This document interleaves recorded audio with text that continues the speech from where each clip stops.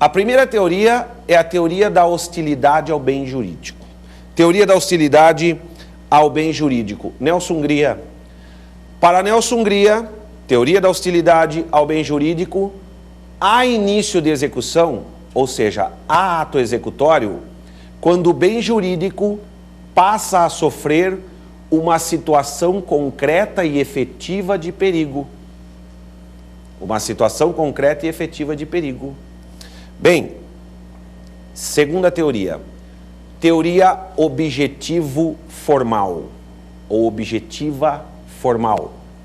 Para essa teoria, há início de execução a partir do momento que o infrator começa a realizar o verbo do núcleo do tipo penal. O verbo nuclear do tipo penal.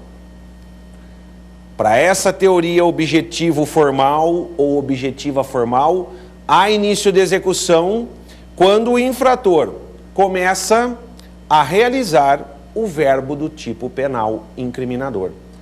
Quando ele começa a subtrair, há início de execução de furto.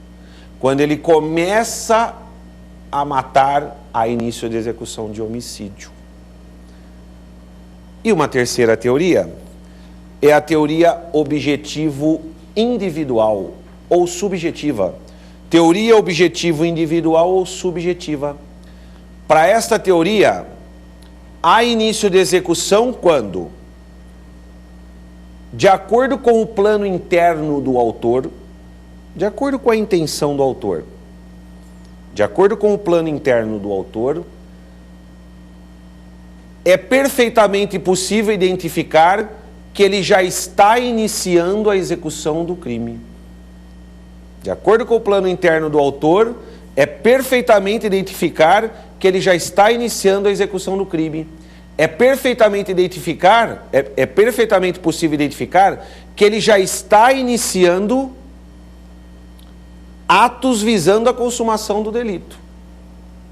Então vejam, se uma situação, o indivíduo pula dentro de uma casa, os moradores estão viajando, ele pula dentro de uma casa e passa a procurar algum objeto para furtar. Passa a procurar algum objeto para furtar, mas ainda não se apossou de nenhum objeto, ainda não se apoderou de nenhum objeto, ele está olhando o que ele tem para furtar. Pois bem, se considerarmos a teoria da hostilidade do bem jurídico, já há início de execução, porque o bem jurídico patrimônio já passou a sofrer uma efetiva e concreta situação de perigo. Se nós levarmos em conta a teoria objetivo formal, ainda não há tentativa. Ainda não há tentativa porque ele ainda não iniciou a subtração dos objetos. Ele apenas está dentro da casa, violação de domicílio, decidindo se vai furtar ou o que vai furtar. Mas ele ainda não começou a realizar o verbo do núcleo do tipo penal incriminador. Ele ainda não começou a subtrair, ele não pegou nada de dentro da casa. Agora, se adotarmos a teoria objetivo-subjetiva, ok? Se nós adotarmos a teoria subjetiva, já há tentativa de furto, já há início de execução.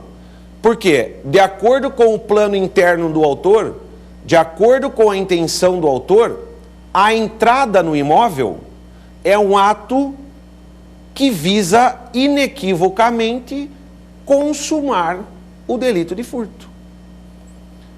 Vejam, todas essas teorias têm falhas, porque nenhuma fornece um critério seguro que permita, no caso concreto, afirmar com a certeza exigida pelo direito penal se já houve ou se não houve início de execução. Luiz Flávio Gomes, por exemplo, critica essas três teorias. Silvio, qual que prevalece? Vamos pela teoria objetiva, ok? Vamos pela teoria objetiva. Objetiva formal ou objetiva individual, Silvio? Vamos pela teoria objetiva formal. Vamos pela teoria objetiva formal. Ou seja, há início de execução quando o infrator começa a praticar o verbo nuclear do tipo penal incriminador. Tranquilo? Pois bem. Agora, interessante.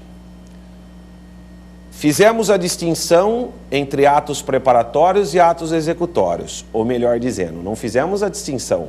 Mostramos as 3 teorias principais que procuram fazer essa distinção, que tentam fazer essa distinção. Pois bem, mas o importante aqui é o seguinte: iniciada a execução do crime, podem ocorrer 4 situações. Iniciada a execução do crime, podem ocorrer 4 situações.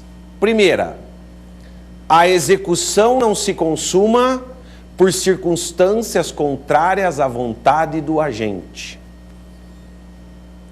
Se isso ocorre, nós temos a tentativa. A execução é punida como crime tentado. Segunda situação. Iniciada a execução, o crime não se consuma pela vontade do agente. O crime não se consuma pela própria vontade do agente. Se isso acontece, nós temos desistência voluntária ou arrependimento eficaz, que afastam a tentativa do crime inicialmente pretendido.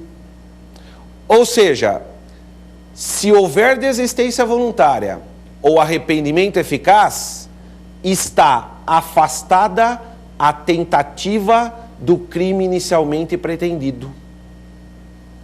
O que significa dizer, se houver desistência voluntária ou arrependimento eficaz, o agente não responde pela tentativa do crime inicialmente pretendido. Ele responde apenas pelos atos já praticados, se esses atos configurarem algum crime. Se esses atos configurarem algum crime. Terceiro, iniciada a execução do crime, o crime não se consuma porque a consumação é absolutamente impossível de acontecer. Olha o advérbio. O crime não se consuma porque é absolutamente impossível de se consumar. Se isso acontecer, nós temos a figura do crime impossível.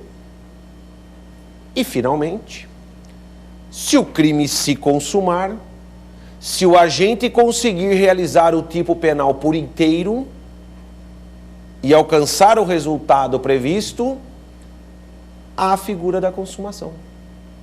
Então vejam que interessante. Iniciada a execução do crime, podem ocorrer 4 hipóteses. Essa execução não se consuma por circunstâncias contrárias à vontade do agente. Tentativa. Essa execução não se consuma pela vontade do agente. Desistência voluntária ou arrependimento eficaz. Arrependimento eficaz não se confunde com arrependimento posterior. Terceira situação.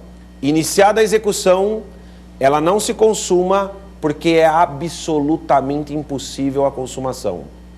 Crime impossível.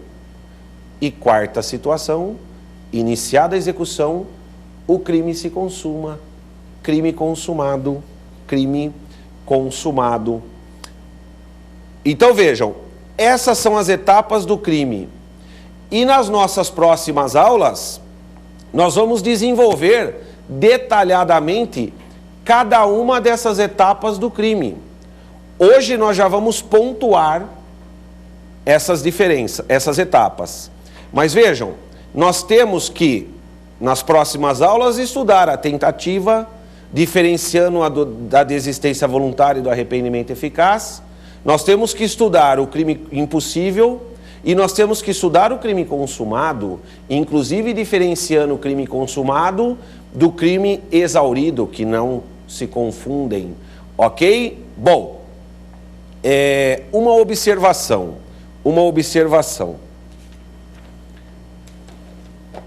Não necessariamente o criminoso percorre todas essas etapas.